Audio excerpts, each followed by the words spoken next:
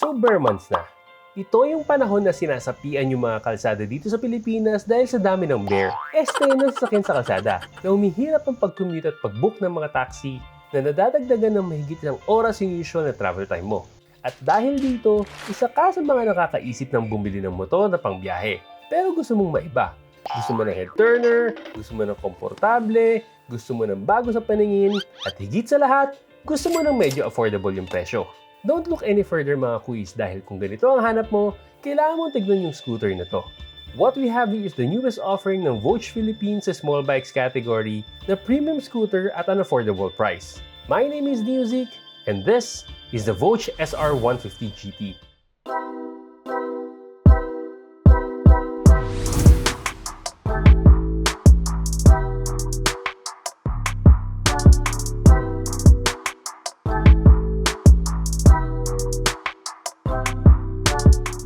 Good day guys! Welcome back to my channel. So before we start this review, maraming salamat kay Sir Bobby and kay Sir Art of Voge Philippines for allowing us to review this bike. And in this video, we're going to review this new premium scooter offering ng Voge Philippines, the Voge SR150GT. And as usual, we're going to run this bike with different categories that we use to rate each bike, but since this is a new model, wala pa tayong owner's review. And just a disclaimer, these ratings are based on my personal view and you may have a different one. So without further ado, let's get into it. Number 1 is the looks. The SR150GT is being tagged by Voge as a premium scooter. Kaya sa lahat ng categories ng review na ito, tataasan natin yung level of expectation natin sa kanya which starts with the looks. As some of you may have known, I'm a classic bike lover, pero I like the looks of this scooter. Yung sporty and aggressive look pero nandun pa din yung sophisticated and classy vibe. I'm not a fan of loud designs and colors sa mga bikes, kaya I really like the minimalist two-tone color of the gray and black. Kumbaga sa kape, tamang-tama lang yung timpla. Everything just seems classy and premium for me. From the design of the headlights and signal lights na napakaangas, to the Voge logo and SR150GT emblems that accentuated the design of the bike, to the retractable passenger foot pegs that blend sa overall looks ng bike, up to the colors of the engine parts, handlebars, and levers. Mukhang pinagplanuhan talaga na maigi ng Voge yung design ng scooter. Pero what really stands out with me sa looks ng bike na to is that it has its own identity and charisma. Karamihan sa mga lumalabas na scooters ngayon somehow parang knock-off version ng mga successful models like the NMAX, PCX, or ADV, but not this bike. This scooter has its own character. Hindi siya trying hard na gumaya at mag-compete sa design na ibang scooters in the market ngayon. And from what I see, nasa gitna siya ng pagiging sporty dahil sa aggressive looks ng bike, ng pagiging luxury dahil sa comfortability and elegance ng design, at pagiging adventure dahil sa height ng bike. The only thing na I wish Voge did sa looks ng bike na to is the style of the taillight and the instrument panel. Don't get me wrong mga quiz. The taillight is good pero I think may mas bagay pa na style ng taillights overall looks ng bike. And in terms naman sa instrument panel, it didn't look premium for me. Mas okay siguro if they change the panel to a LED or a TFT display na tulad ng nasa Voge SR1 na nilabas sa Spain para talagang premium experience itong bike na to. Although of course, Voge will have their reason kung bakit hindi nila ginawa yon. Malay natin, baka hindi nila mapapababa ng sobra yung price ng bike kung lagyan nila ng TFT panel yung bike.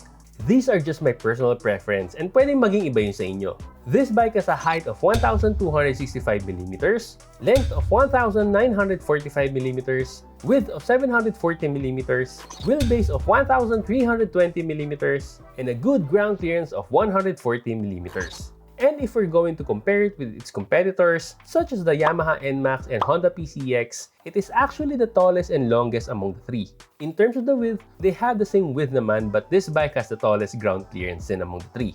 This bike will come in two different colors, the gray and the black.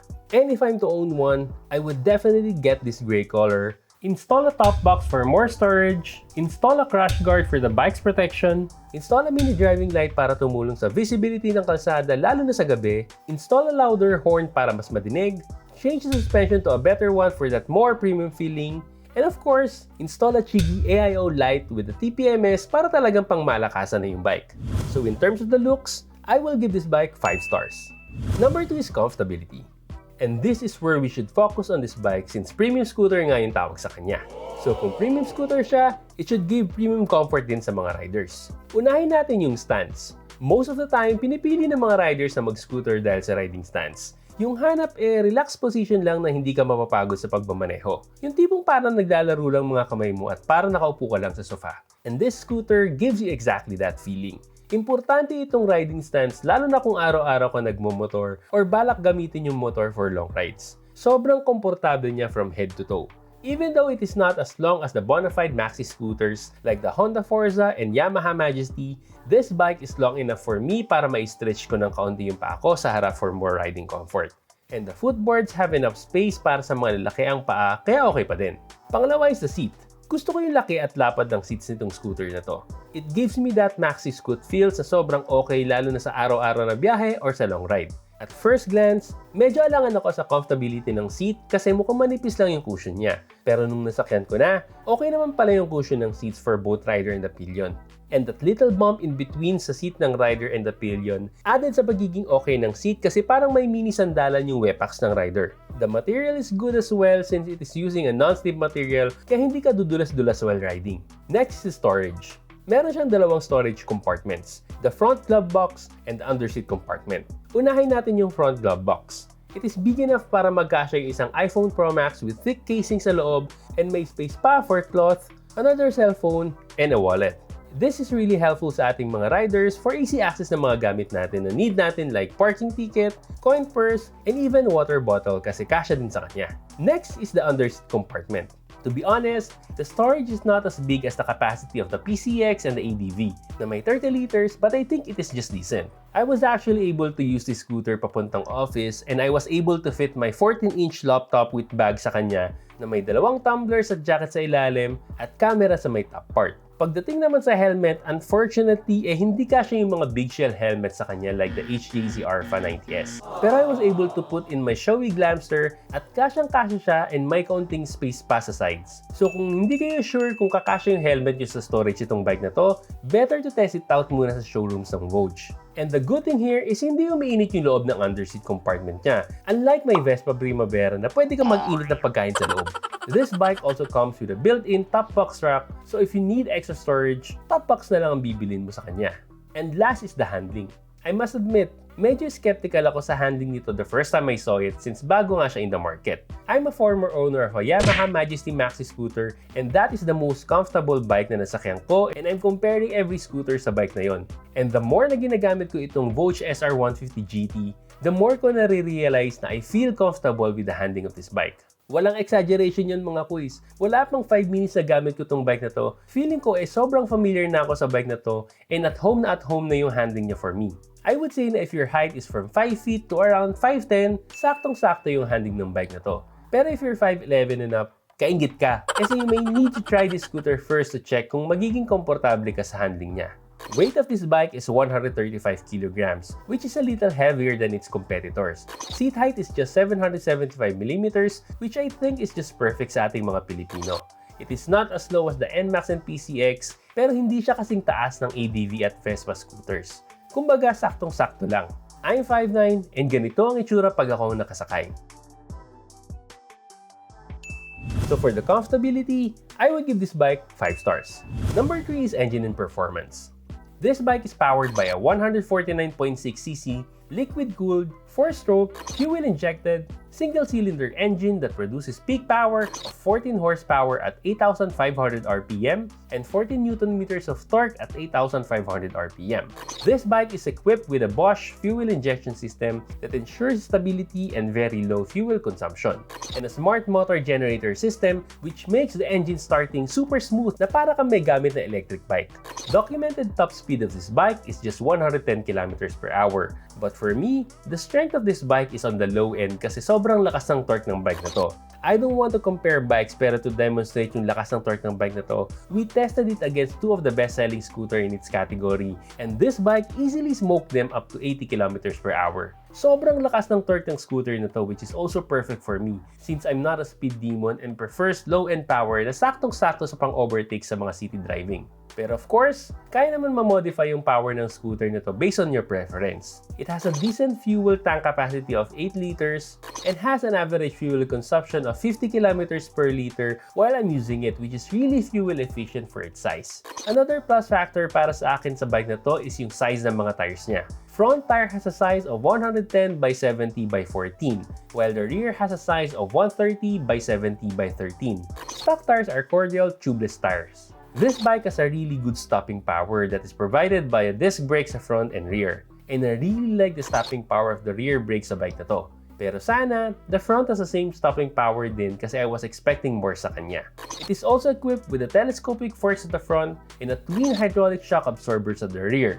The stock exhaust looks perfect for the design of this bike. It complements the overall aesthetic of the bike.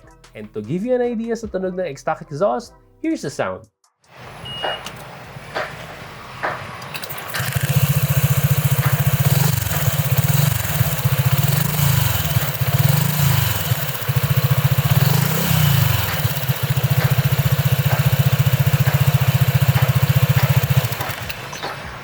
So for the engine and performance, I would give this bike 4.5 stars. Number 4 is the tech. Even though 150cc engine lang tong bike na to, I would expect na jam-pack sa tech features itong bike na to dahil Voge bike to. So isa-isahin natin. Unang-una, katulad nga nung nabanggit natin kanina, it has a Bosch fuel injection system.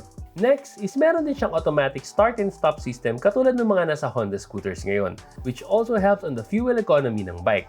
Sa technology nito, the bike will turn off kapag naka-idle during traffic. Pero what's good about this bike is that minomonitor ng ECU yung running condition ng bike and prevents unnecessary engine starts and stops lalo na sa congested traffic which is a norm dito sa atin.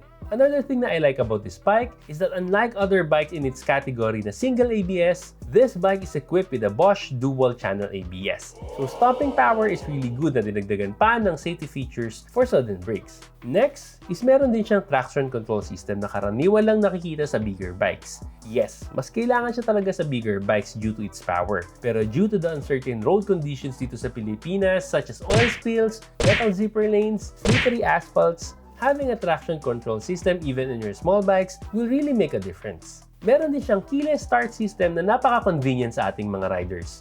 It has a daylight running lamp with automatic LED headlamp on and all lights are LED.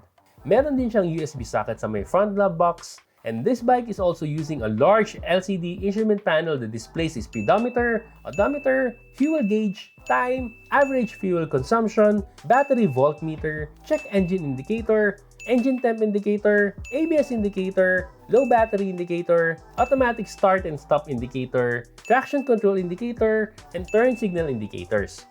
Meron din siyang provision for dashcam sa may harapan. And last, dito sa variant na to, meron siyang built-in radio and speakers na pwede mo patugtugin habang nagre-ride ka katulad nito.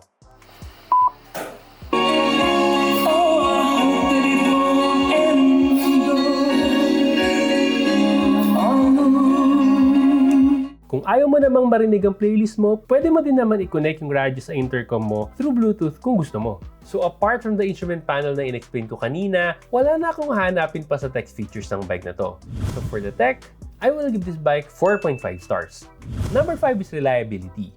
The Voge SR150GT is a new model in the motorcycle industry which was just released last 2022, which may be a red flag for some riders. However, we need to understand that the bike's manufacturer is not. Just like the other Voge bikes, the SR150GT is manufactured by Lonsin Motorcycles, which is also the manufacturer of some BMW bikes like the F7050GS and F850GS for example. They have been supplying engines for BMW at kasama na din dyan yung C400X at C400GT na maxi scooters ng BMW. Kaya asahan natin na the engine of the SR150GC will basically have the same quality as the BMW maxi scooters. So even though the model is new, I would say that the engine has a good portfolio from these BMW scooters. Imagine this, the Voge SR400 is derived from the BMW C400GT, while the SR150GT is derived from the SR400. So andun yung history ng reliability ng engine and manufacturing nito. Pero syempre, each bike will have its own character regardless of the brand and manufacturer. So for now, hindi natin pwedeng bigyan ng mataas na rating itong scooter na to sa reliability as it needs to withstand the test of time to prove it. So for the reliability, for now, I would give this bike 4 stars. Number 6 is maintenance and accessories. This category may be a concern on some, lalo na sa mga bago sa Voge brand. It is just fair naman, lalo na if you're that owner na saka sa gusto ipa-service yung bike sa binili mo. Voge Philippines has only 2 showrooms as of November 2023. One is in 8th Avenue in Caloocan and the other one is in Tarlac. But from what I heard, there is a plan to open another showroom or partner with another distributor somewhere in the South. And this is a good news sa mga quiz natin na balak bumili ng Voge bikes sa South area. If you're living far from these areas, it may be a challenge for you. Pero, alam nyo ba na ang engine ng bike na to is based sa Honda PCX? Kahit na BMW C400GT yung engine na pinoproduce ng Voge, the engine of this bike is very similar sa engine ng Honda PCX. From the variator kit, bearing, pulley kit, etc. Pasok yung mga engine parts ng Honda PCX. However, mas mahaba yung belt na need dito sa bike na to, kaya hindi pasok yung belt ng PCX. So kung malayo ka sa mga showrooms ng Voge at may trusted mechanic ka naman or shop na kaya mag-service ng PCX sa area mo, pwede mo sa kanila ipa-service tong bike na to.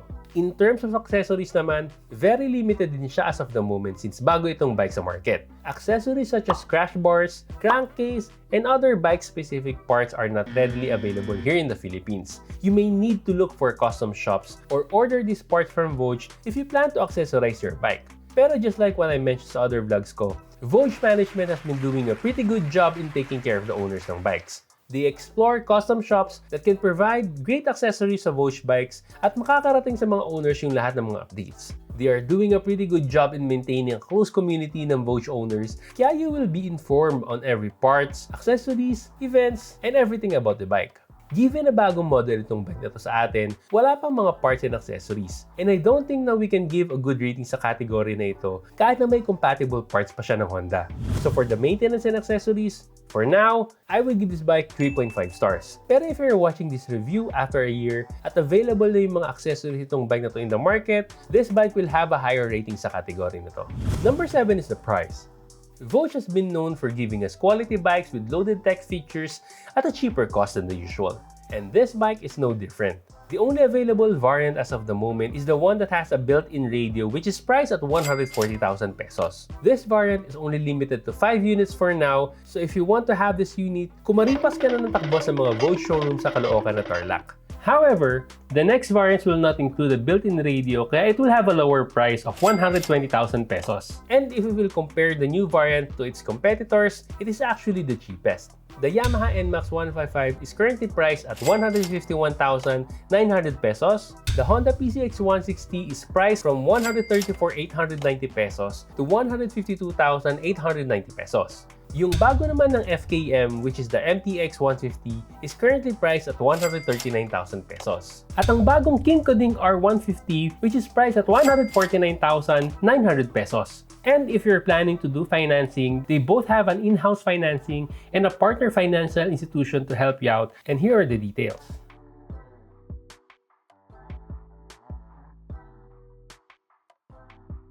Being a new bike in the market and given the premium components and tech of this bike, I honestly expect that it will be on the 110 to 120,000 pesos range. So for the price, I would give this bike 4.5 stars. So let's do a recap of the ratings that we gave this bike. For the looks, we gave 5 stars. For the comfortability, we gave 5 stars. For the engine and performance, we gave 4.5 stars. For the tech, we gave 4.5 stars. For the reliability, we gave 4 stars. For the maintenance and accessories, we gave 3.5 stars. And for the price, we gave 4.5 stars. So for the final verdict, I will give the Voge SR150GT 4.4 stars. I would say na if you're in the market for a scooter from a well-known brand for your own confidence, this bike may not be for you. Pero if you're part of the new generation of riders na naniniwala na China bikes can already compete with the Japanese bikes and brand is not a big deal for you at gusto ng scooter na sobrang astig yung looks, premium yung comfortability na ibibigay, may torquey engine na perfect for city driving, at cheap price, you may want to add these bikes choices mo. Pero don't just take my word for it. Voge is offering free test rides sa bike na to, so it is better for you to experience yung mga sinasabi ko sa bike na to know if this is for you. And of course, kung may natutunan kayo sa review na ito, appreciate guys if you can like, share, and subscribe to my channel para updated kayo sa mga latest uploads ko. Thank you guys for watching this video, and see you again in our next vlog. This has been Neozeke signing off. Always remember guys, stay safe, ride safe, and God bless.